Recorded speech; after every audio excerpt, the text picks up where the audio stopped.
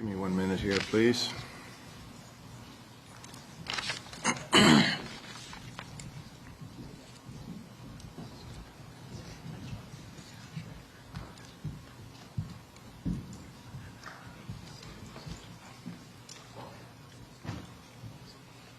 Okay.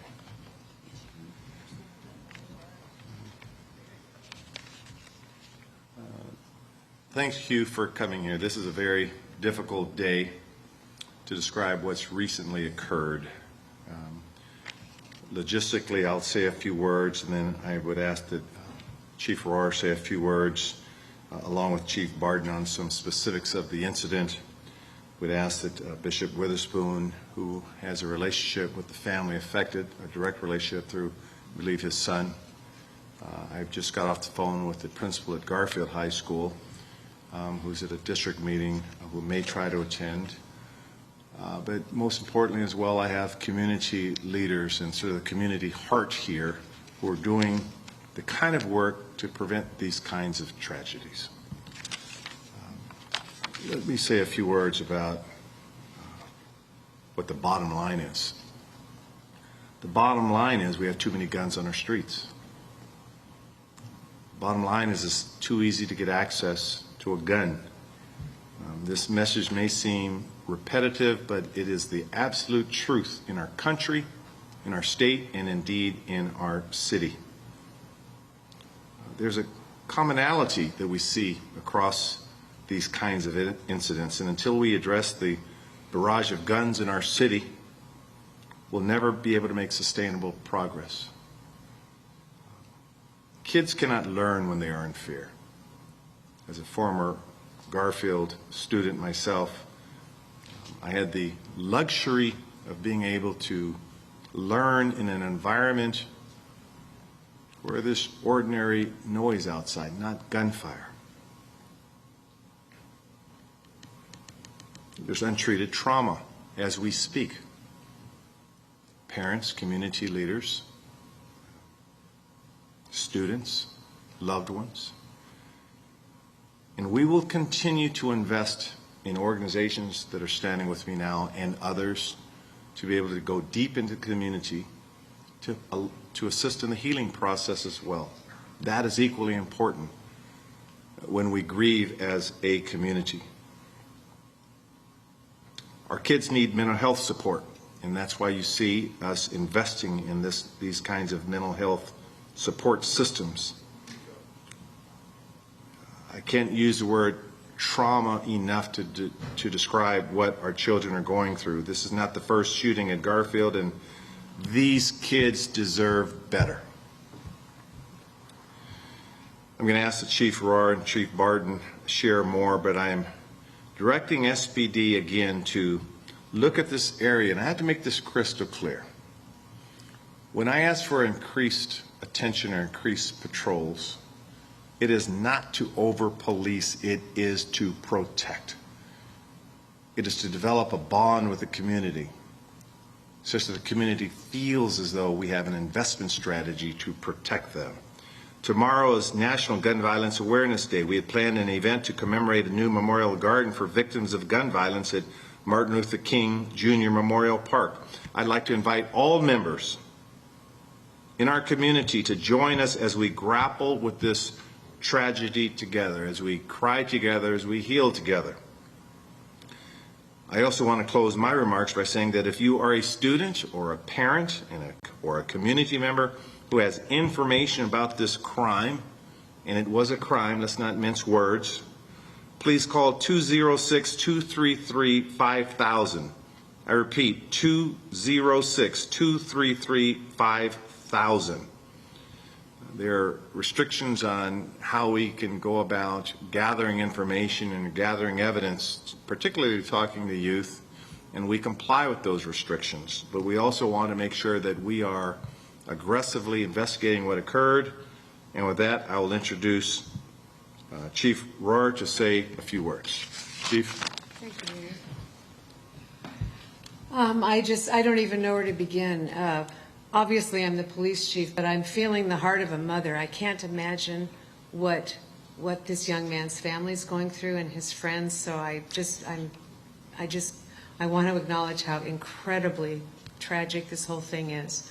I also want to reassure people that live in this community that the Seattle Police Department and help the students and the people who live up here to feel a sense of safety. I know that's going to be very hard.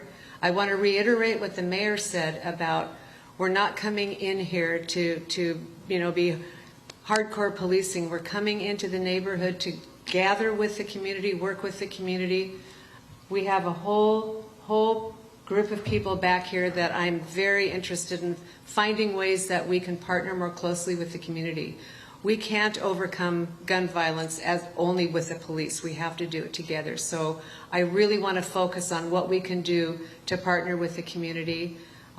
Youth, the gun violence with youth is just, I struggle to find words to describe it. We had a CSTAT meeting yesterday where we do a review of all the crime violence in the city, and there are too many guns out there, and we've got to figure out a way to get on top of that, but we've got to work together. So I'm looking forward to working with the people that are behind me, because I think that's the key, is we're going to work together.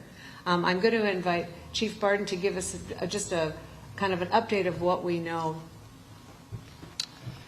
The investigation's in full swing right now. We have crime scene investigators finishing up processing meticulously the scene. We have investigators meeting with students and witnesses. We are looking at any available video associated with the incident. And what I can tell you right now, and the information may change as we delve deeper, but what we believe to have occurred at this point is that there was an altercation between two high school age males. The victim in this incident tried to intervene and to break up a fight. And sometime after that, it's unclear whether it was immediately after that or a few minutes after that, one of the original combatants approached the victim, apparently angry that they had intervened.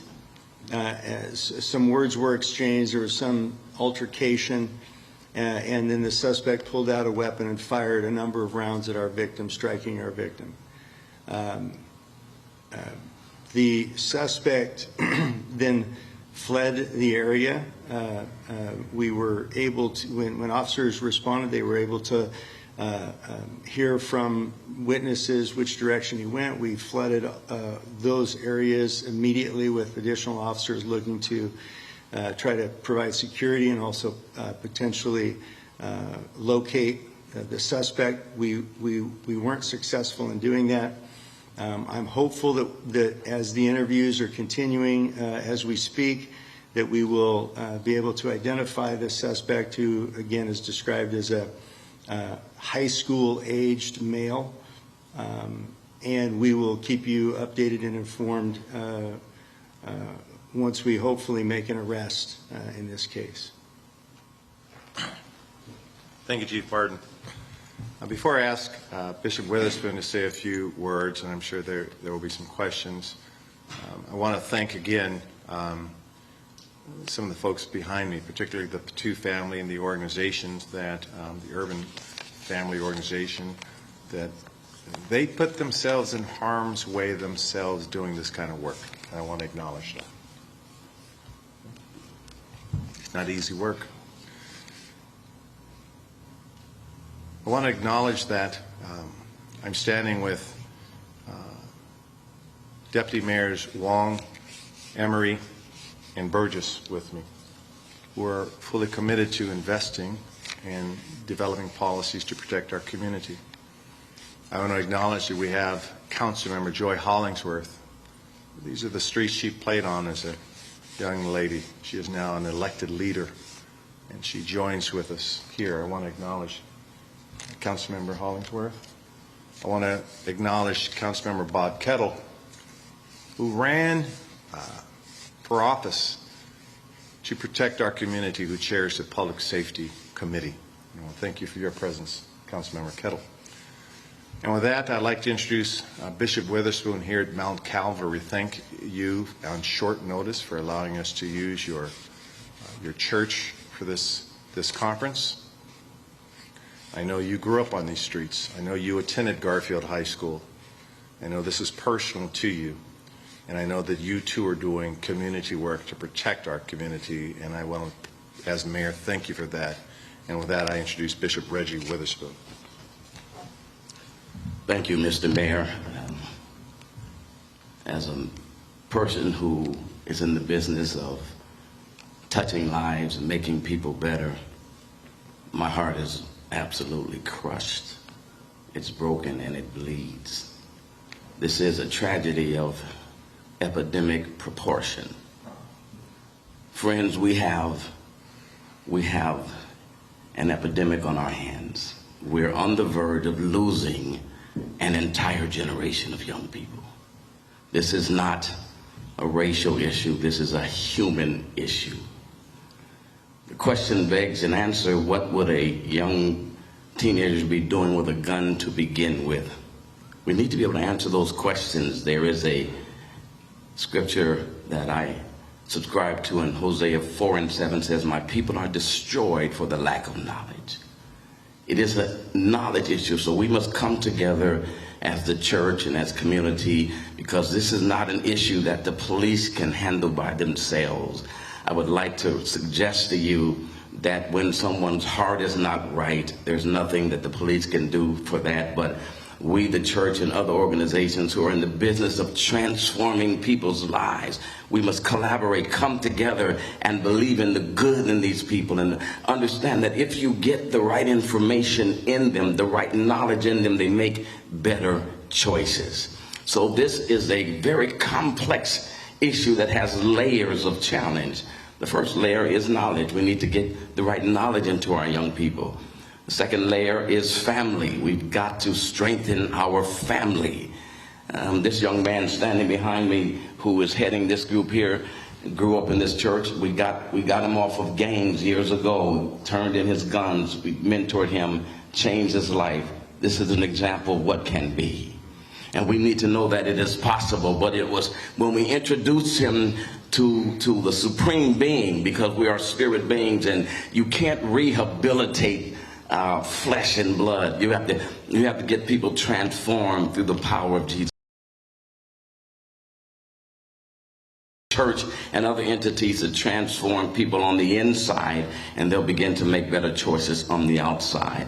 We've got to reach out to our families and make them strong. We've got to believe in our young people. This young man who lost his life tragically was a member of the Garfield football team, of which my son coached for the last 4 years. My son mentored him, believed in him, gave him opportunities when he didn't deserve it, helps to move the scale in his life. My son is broken.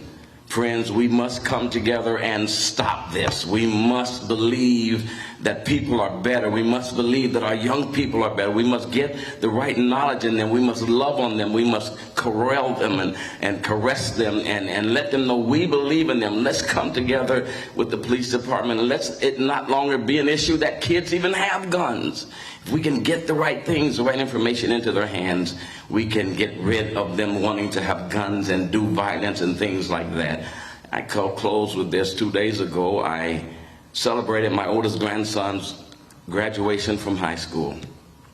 If we can get our families back strong, I raised 4 amazing human beings. I have 9 grandchildren. I broke cycles in my kids. I decided they wouldn't be statistics. I decided by what I put in them, they would be productive students and individuals and human beings. Let's get our families back together. Let the church come together with the community. Let's come up with solutions that literally transform people's lives so we can see kids graduate, not arrest them for murders. I believe that it is possible. If we come together, we can make it happen.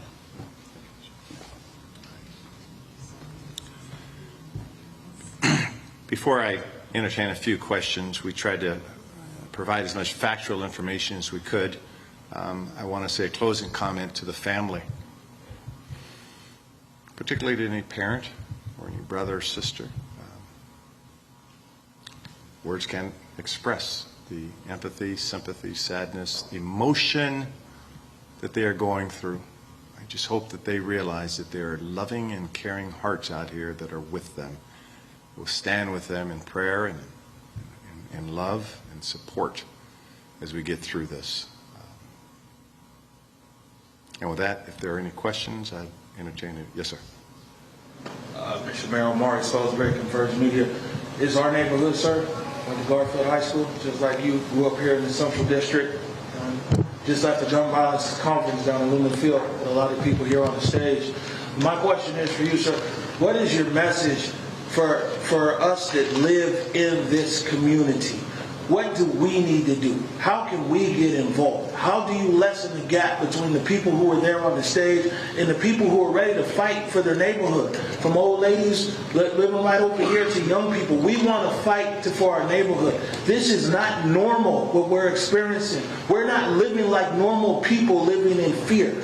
We're ready to take on the challenge, sir, to reclaim safety in our neighborhood. How can we work with the city and these brilliant people here and elected officials and law enforcement and deputy mayors? How can we bridge the gap, because we're ready to take back our community to be safe for our parents, our grandparents, and our kids? I appreciate the question, and I think the answer is powerfully implicit in your question. Number one, we have to be at one with the community. We have to let the streets talk to us. We have to listen to the community. Our strongest and most effective answers will come from the community, number one, and that's why we have partners that are helping us with this kind of work. We will continue to partner with community-based organizations to help us figure out this together, number one. Number two, our investment strategies have to be aligned with protecting everybody.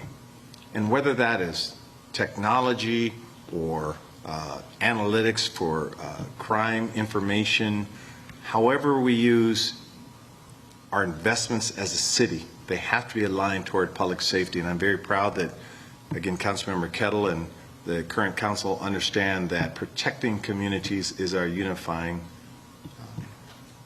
spirit.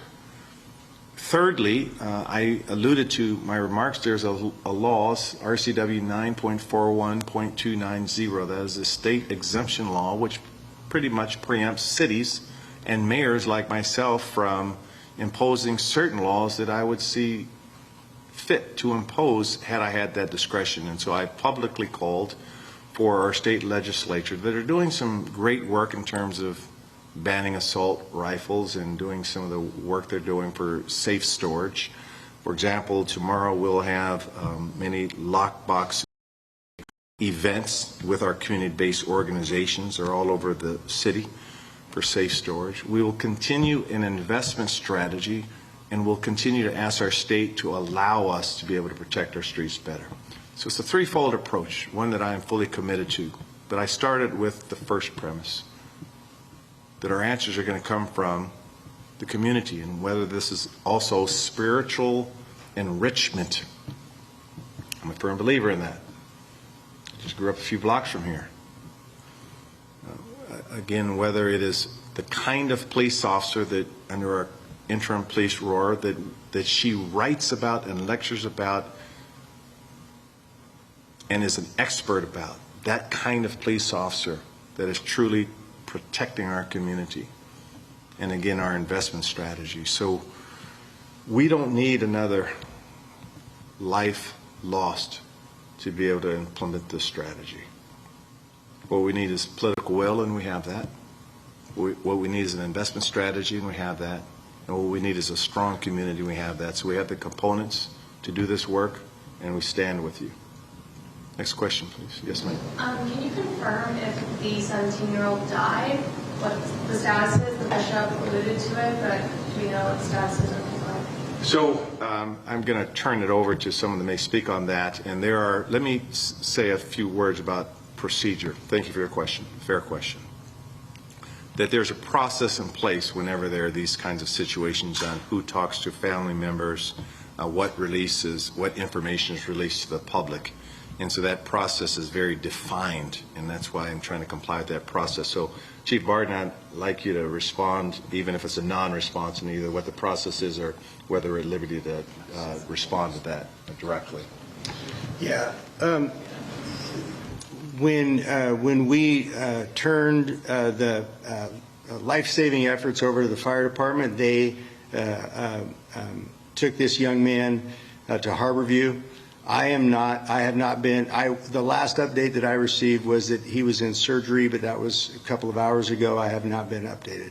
It's my understanding that Harborview will update his condition. Okay, so we're not sure if he's... Right. Okay, thank you. Okay, if there are no other questions, yes, ma'am. You've been on the job for a week. And at that time, the shooting in Garfield, an OPA investigation, one just opened. Can you reflect on this last week and how you hope to change the image of Seattle Police in your time as the interim chief? I'll be brief because I think this needs to stay focused on the tragedy in front of us. But I will say I have been spending many, many hours meeting with the CPC yesterday, meeting with internal members of the Seattle Police Department, and I am very hopeful that we can move things forward. There is so much excitement about taking a big step forward. So I'm listening to a lot of people. I think we have huge potential. But I will tell you, for the immediate future, my focus is on dealing with this tragedy. I need to get to know the people standing behind me better. Back in the days when I was a gang unit commander, long time back, I had those connections. I need to rebuild those because we have to work together. And we are in church, so faith without work is dead. So what's some of the work the people behind you are doing? Can someone speak to what you all are doing for those in the community?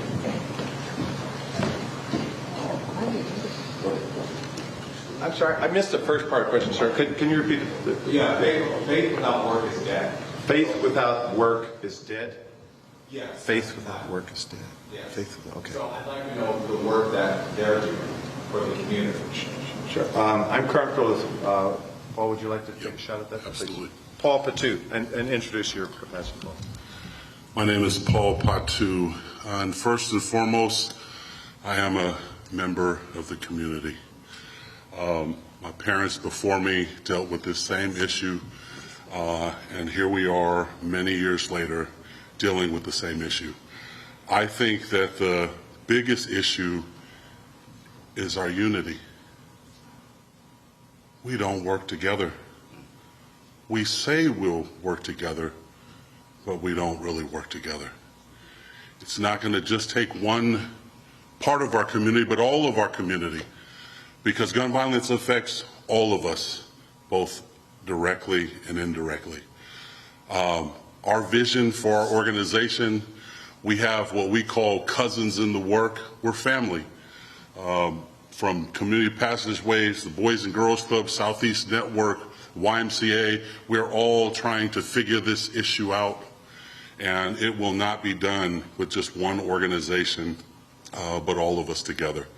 And so we have safety teams that mobilize after an incident that help support safety efforts that the police are investigating. Our job is to make sure that there isn't the next cycle of retaliation, that the victims' families are cared for and supported. And so it's very important that community express our love and support for this issue, as it is an issue that has impacted us all.